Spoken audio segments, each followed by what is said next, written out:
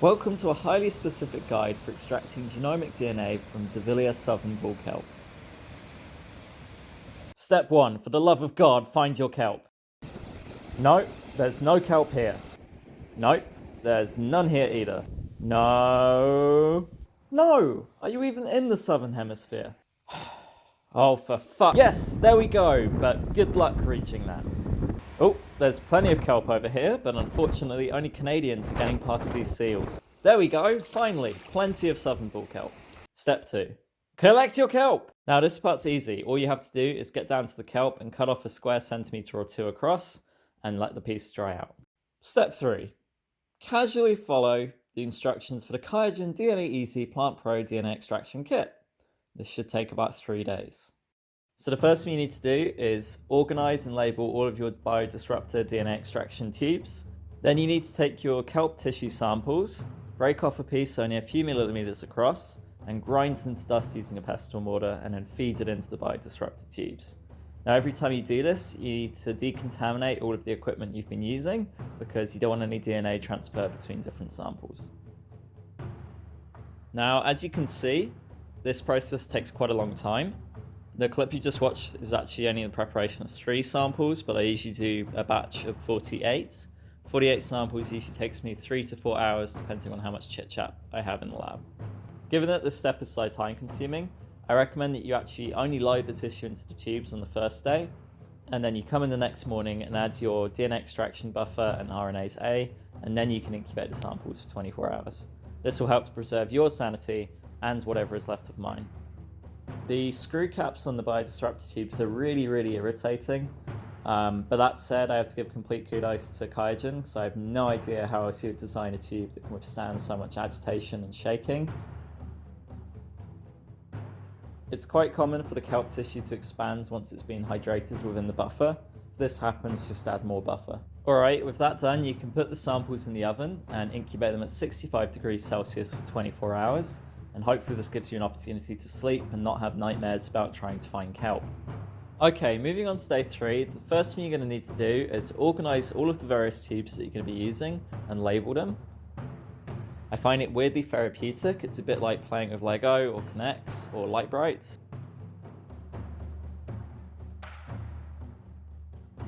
And as recommended by all stressed but dutiful lab managers, or even by professors that haven't been in the lab for 15 years, it's really important to adequately label your tubes so the samples don't get confused.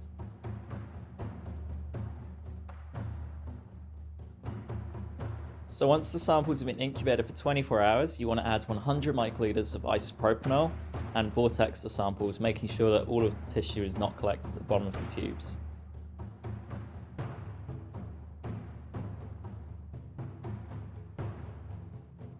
Then put the samples back in the oven for 15 minutes. Once those 15 minutes are up, you're going to take the samples back out of the oven, vortex them again, and then add them back into the oven. Then you'll take them out again, vortex them again, and put them back in the oven, and then you'll take them out once more. After this, you'll move the samples to a bead beater. You'll run this machine at a medium intensity for 2 bursts of around 4 minutes. This should completely break down the cells. Now you'll notice that I haven't filmed this because I'm far too lazy to keep moving my tripods around the lab.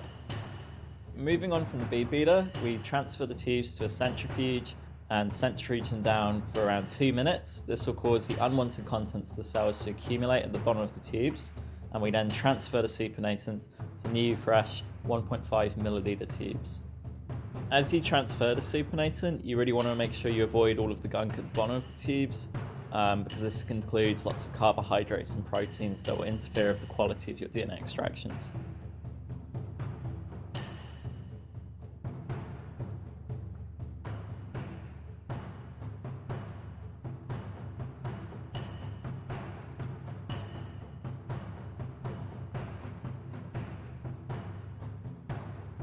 Next, you want to add 200 microliters of CD2 solution.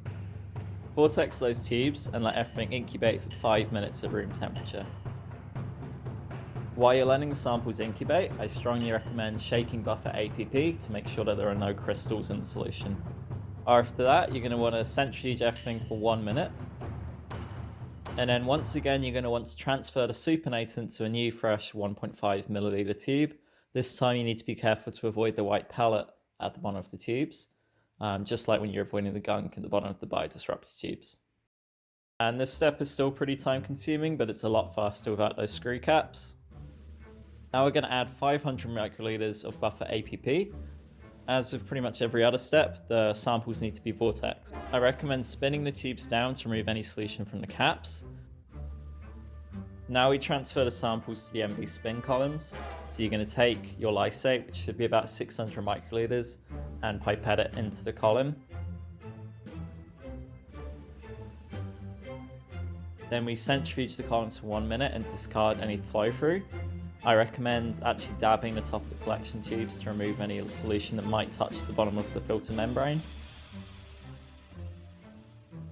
Then add the remainder of your lysate and repeat the last step, and you can take some time to contemplate the universe and the many mysteries of kelp.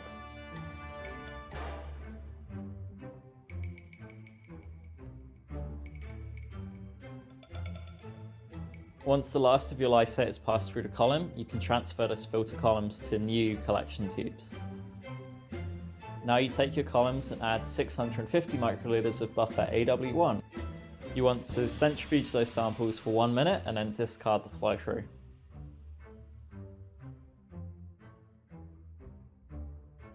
And then we pretty much repeat that exact same step, but with buffer AW2. Again, centrifuge the tubes for 1 minute and discard flow through.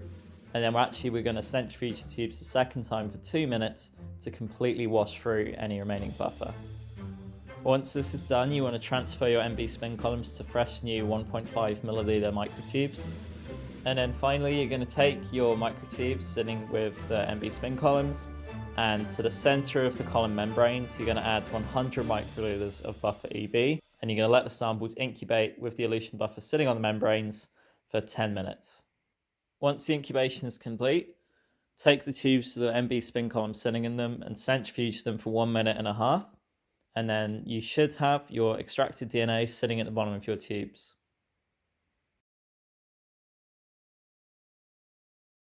You can now let these samples refrigerate overnight. Ha! You thought we were done, but no, there's a step 4. We've got to purify the DNA, because it turns out kelp DNA is incredibly messy and our previous DNA extractions are not good enough quality to do sequencing with yet. So, you need to follow the instructions of the QIAGEN DNA Easy Power Clean Pro Cleanup Kit. As you begin your 4th day in the lab, there are plenty more tubes to organise. While you do this, contemplate just how much you love moving very small volumes of liquid between many plastic tubes. Try not to think about the plastic waste, and try to enjoy science. You're obviously now a professional at this, but do remember to label with the tubes once more.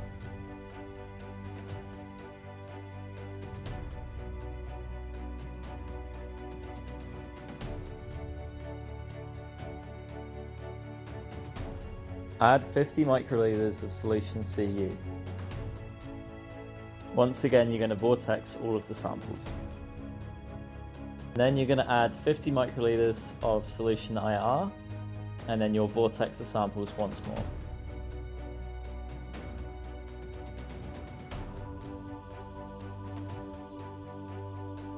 The samples then need to be centrifuged for about 2 minutes. After that, you want to transfer the supernatant, which should be about 190 microliters at most, to a new 2 milliliter tube.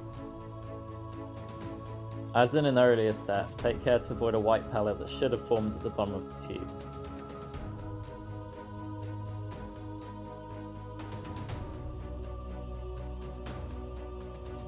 Add 400 microliters of solution SB. And as you may have guessed, it's time to vortex the samples once more. Again, I recommend briefly centrifuging the samples to remove any solution from the caps. And now we're going to transfer our solution, which should have a volume less than 600 microliters, back to our old friends, the MB spin columns.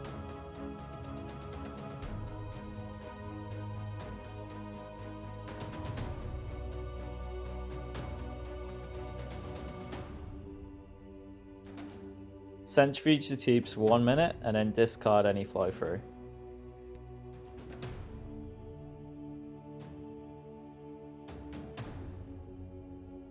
Once you're done with that, it's time to add 500 microliters of solution CB, spin the samples in the columns for only about 30 seconds, and then discard the flow through. We now actually repeat the exact same step using solution CB. While you're doing this, just try and visualize how beautiful and clean your kelp DNA is finally starting to get. Now, to ensure your DNA is extra squeaky clean, we actually recommend adding an extra step where you add 500 microliters of absolute ethanol. At this point, we also want to make sure we remove any ethanol from the filter membrane, and so we spin the samples again for another 3 minutes. After the samples have finished spinning, transfer the MB spin columns to fresh, new, clean 2 milliliter tubes. And finally, you're reunited with our friend buffer EB, and you're going to add 100 microliters of the elution buffer to each filter membrane. Let the elution buffer incubate on the filter membranes for 10 minutes. And finally, the end is nigh. Transfer your samples to a centrifuge and spin them for 1 minute and 30 seconds. Be careful to spread out your samples adequately so that the caps on the tubes don't break, and after spinning, there should be 100 microliters of purified DNA in the bottom of each tube. Finally, once you have your DNA, make sure to freeze your samples, as the EB buffer for the DNA purification kit does not contain EDTA. And I'm afraid with that, our magical mystery tour for extracting genomic DNA from Zareie-Vaux southern pool kelp is at an end.